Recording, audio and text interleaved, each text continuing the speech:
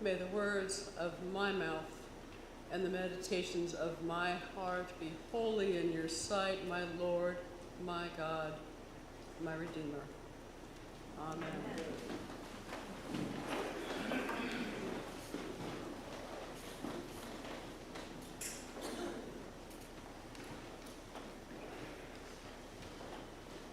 As I was walking home one hot afternoon in Philadelphia from a dingy yogurt store off South Street in Queen Village, freshly fired. Yes, fired. F-I-R-E-D. I was a mess, unsure of how I would make my next rent payment. Although I had only been with the now defunct company for a short time, my ego and wallet were both a bit bruised. Emotions were running high as I made my way down 6th Street toward my 3rd floor apartment, when I noticed an unhoused man on my left resting on the sidewalk, leaning against the red brick building, a bank. Unshaven, unkempt, tattered clothes, plastic bags, blankets. Not today, I thought. Please, not today. I focused past him, hoping he would take the hint that our eyes would not meet. The hint that I didn't want to be bothered. "Miss, do you have $1 to spare?" he asked. Dang it, I thought. How could I give him $1 when I didn't even know where my next check would come from? I turned to him in an instant, unable to let this moment pass. My anger, fueled by my own vulnerabilities, lashed out, and once triumphantly spewed my voice, my resentment, I resumed my journey homeward. Then I heard something I'll never forget. Hey, can I give you $1?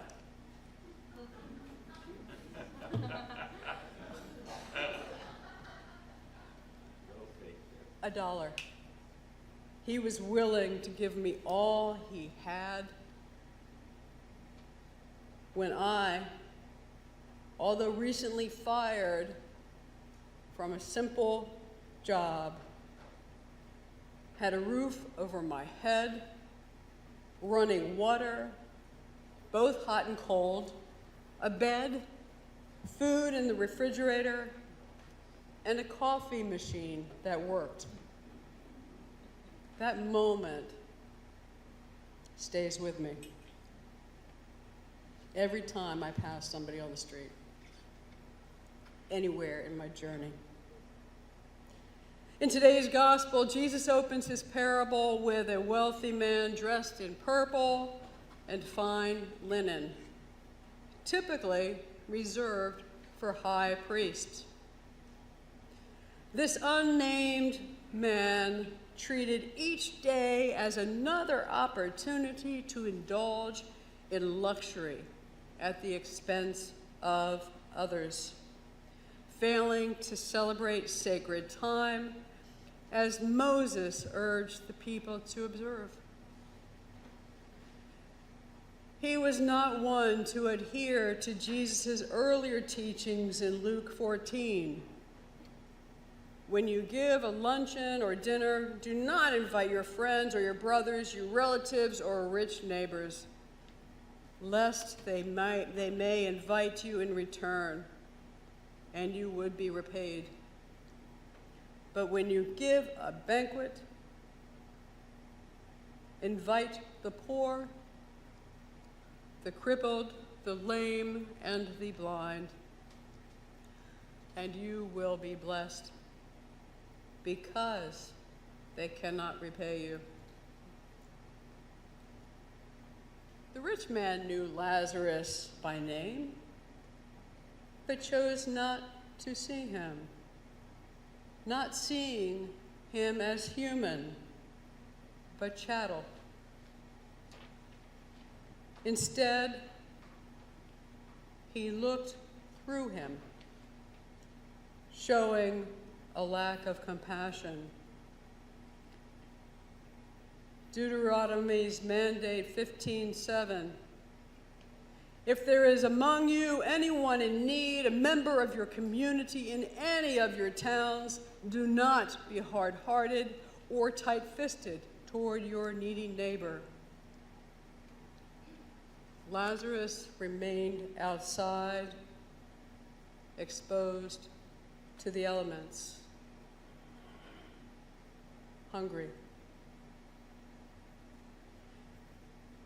The opposite of compassion is indifference. Brené Brown identifies indifference as a powerful and destructive force, linking it to disengagement, emotional avoidance, and a sense of disconnection that erodes trust and belonging. How often do we commune with others each day without truly seeing them for who they are? We don't allow ourselves to remain vulnerable to the unknown.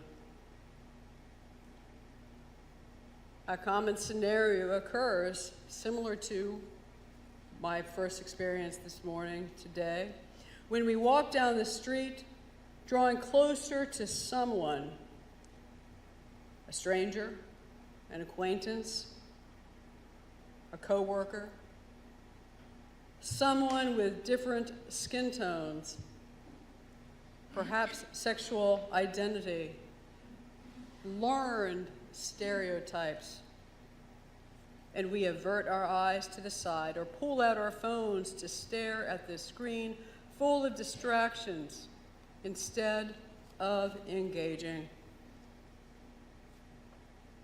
Of course, this is a defense mechanism to avoid getting entangled in others' messy lives. One of my favorite mugs reads, I actually brought it in today, reads, "Embrace the mess." Embrace the mess.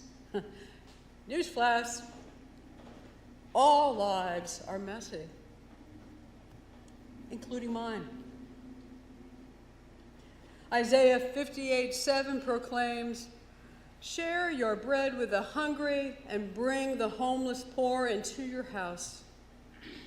When you see the naked, cover them, and not hide yourself from your own kin." Not hide yourself from your own kin. Embrace the mess. Engage and see those across from you, beside you, and in front of you, in all walks of life, across the street, coming outside, walking through the doors of a hospital. Be seen and see. In a time of division, be the healing salve as the dogs were to Lazarus as they licked his wounds. A.J. Levine writes, "Do not just contribute to the food drive, but invite the hungry into your home. Do not just put money in the collection plate, but use your resources to provide jobs and support for those in need. Do not treat the sick as burdens, but beloved family members who deserve love and care." In today's psalm, the Lord loves the righteous, the Lord cares for the stranger, he sustains the orphan and widow. but he needs our hands and feet on the ground. Each person you meet has a story to tell. Listen to their journey. Know their names. Embrace the mess. For we all are children of God. We cannot do this good and holy work alone. It is compassion in action.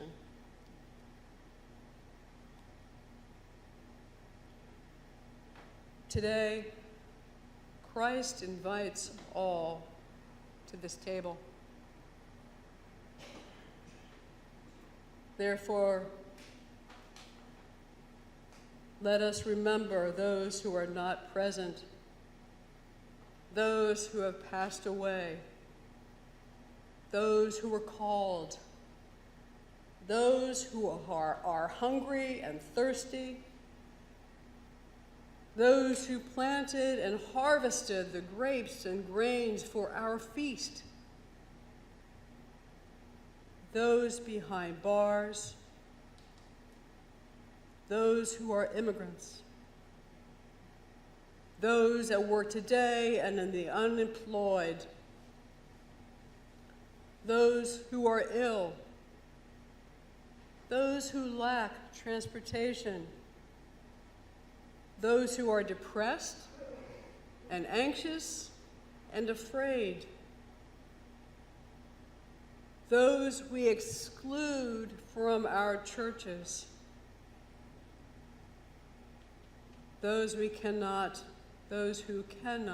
afford to be with us for whatever reason. May we remember all that are called to the table. And I end with, Lord, in your mercy, hear our prayer. Amen.